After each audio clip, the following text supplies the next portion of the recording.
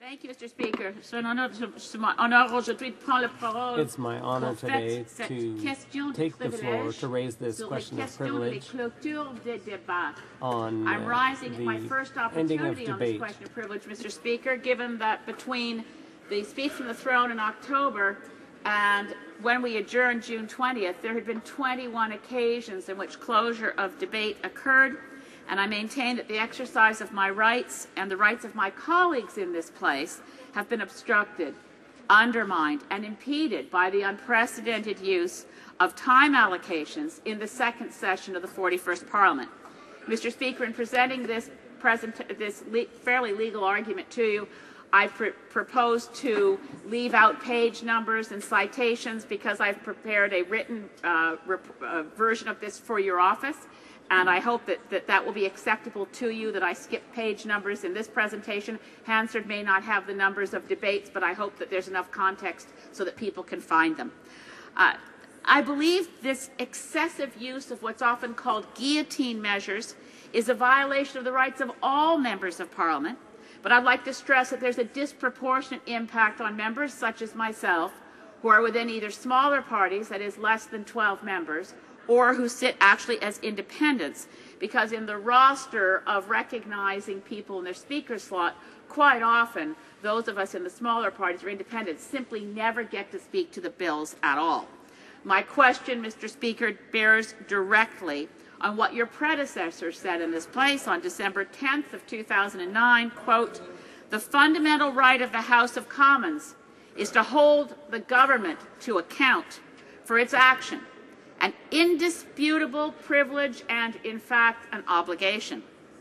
In the autumn of 2011, in a ruling concerning the member for Mount Royal, Mr. Speaker, you yourself said that to constitute a prima facie case in regards matters of obstruction, interference, molestation, or intimidation, you need to, quote, "assess whether or not the member's ability to fulfill his parliamentary activities has been undermined."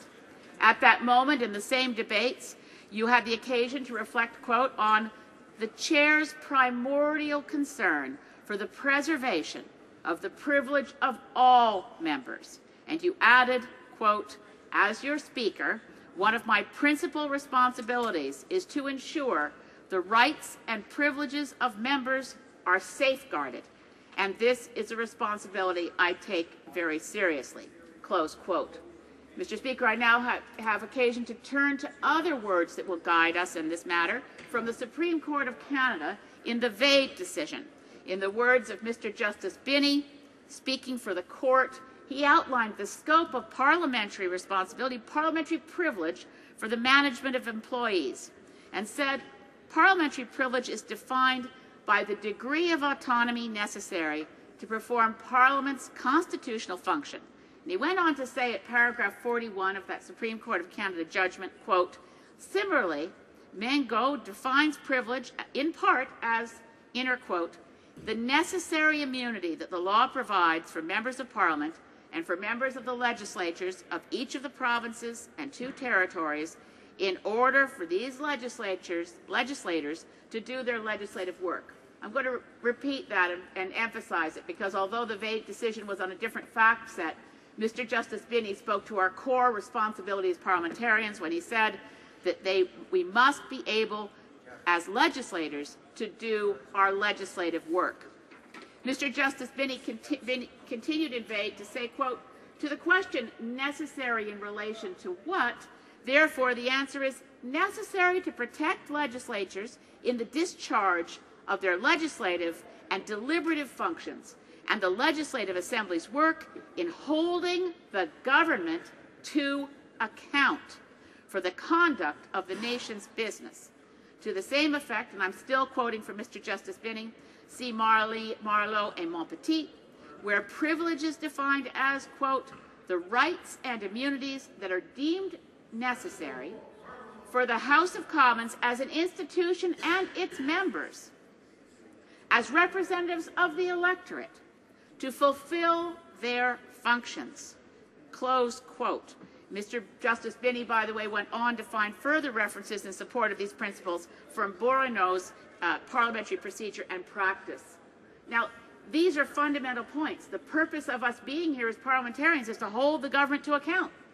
It is obvious that no legislative assembly would be able to discharge its duties with efficiency or to assure its independence and dignity unless it had adequate powers to protect itself and its members and officials in the exercise of these functions.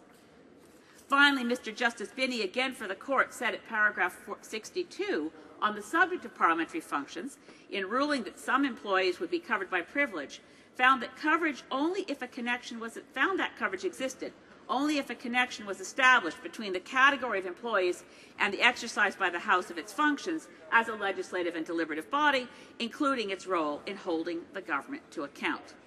As I said earlier, Mr. Speaker, this approach was supported by your immediate predecessor when, of course, at December 10th, 2009 ruling, again, the Speaker of the House, the Honourable Peter Milliken, said one of his principal duties is to safeguard the rights and privileges of members and of the House, including the fundamental right of the House of Commons to hold the government to account for its actions, an indisputable privilege and, in fact, an obligation.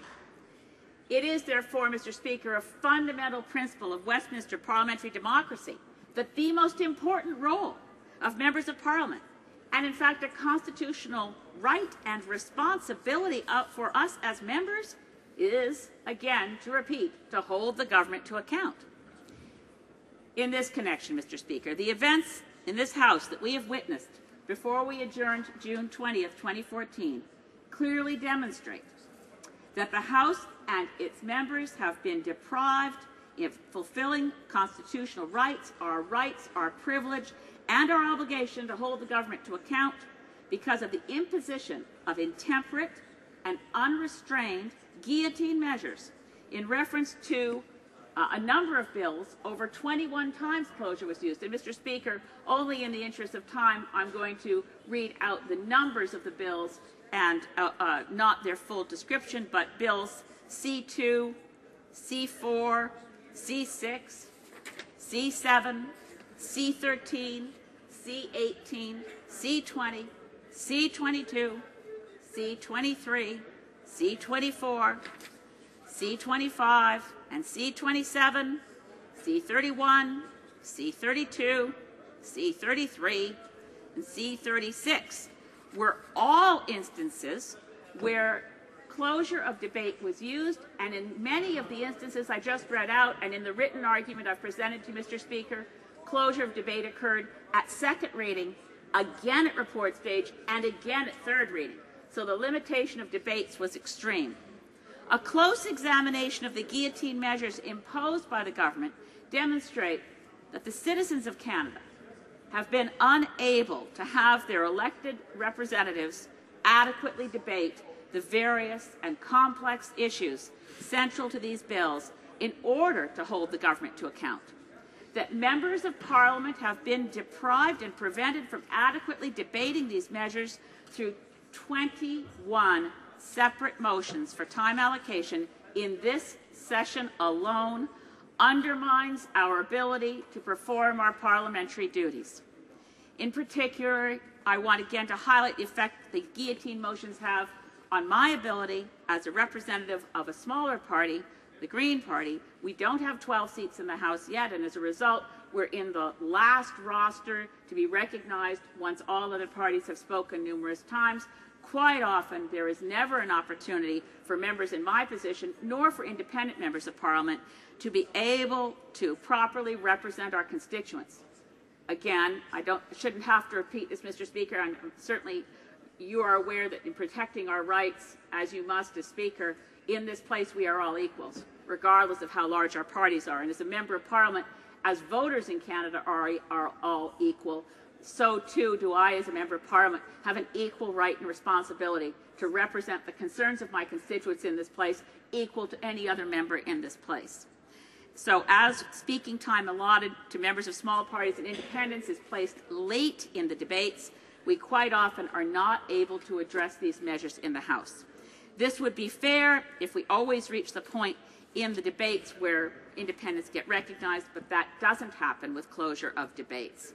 My constituents are deprived of their right to have their concerns adequately voiced in the House. As you know, Mr. Speaker, political parties aren't even referenced in our Constitution, and I regard the excessive power of political parties over processes in this place in general to deprive constituents of equal representation in the House of Commons. But, Mr. Speaker, in the circumstances, the additional closure on debates continues to particularly disadvantage those constituents whose members of Parliament are not with one of the larger parties. In the autumn of 2011, in your ruling considering the member of Mount Royal and his question of privilege, you said that one of your responsibilities that you take very seriously is to ensure that the rights and privileges of members are safeguarded. The principal right of the House and its members and their privilege is to hold the government to account. In fact, it is an obligation according to your immediate predecessor. Now, in order to hold the government to account, we require the ability and the freedom to speak in the House without being trammeled and without measures that undermine the member's ability to fulfill his or her parliamentary functions. For as the British Joint Committee report pointed out, without this protection, members would be handicapped in performing their parliamentary duties, and the authority of Parliament itself in confronting the executive and as a forum for expressing the anxieties of citizens would be correspondingly diminished. To hold the government to account is the raison d'etre of Parliament. It is not only a right and privilege of members and of this House, but a duty of Parliament and its members to hold the government to account for the conduct of the nation's business. Holding the government to account is the essence of why we are here. It is a constitutional function. In the words of the marketers, it is job one. Our constitutional duty requires us to exercise our right and privilege to study legislation and, in order to hold the government to account, by means of raising a question of privilege. This privilege has been denied to us because of the consistent and immoderate use of the guillotine in regard to the 21 instances of time allocations in this session alone. This use of time allocation is, as you know, Mr. Speaker, unprecedented in the history of Canada, and infringes on your duty, Mr. Speaker, as Speaker, to protect our rights and privileges as members. That's as you've said many times, Mr. Speaker, that's your responsibility and you take it very seriously. But these closure motions undermine your role and your duties to protect us. Therefore, it diminishes the role of Speaker as honored from time immemorial. In fact, you expressed it, Mr. Speaker, in debates in the autumn of 2011. I will use the page number because I'm not using the date, at pages 4396, when you had occasion to reflect on, quote, the Chair's primordial concern for the preservation of the privileges of all members, and when you added, as your Speaker, one of my principal responsibilities is to ensure the rights and privileges of members are safeguarded, and this is a responsibility I take very seriously, close quote. Denying the members' rights and privileges to hold the government to account is an unacceptable and unparliamentary diminishment of both the raison d'etre of Parliament and of the Speaker's function and role in protecting the privileges of all members of this House.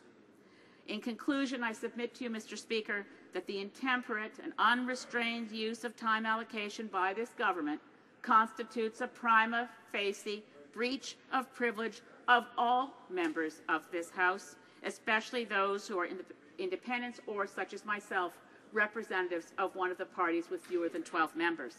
Mr. Speaker, I appreciate your consideration in this matter.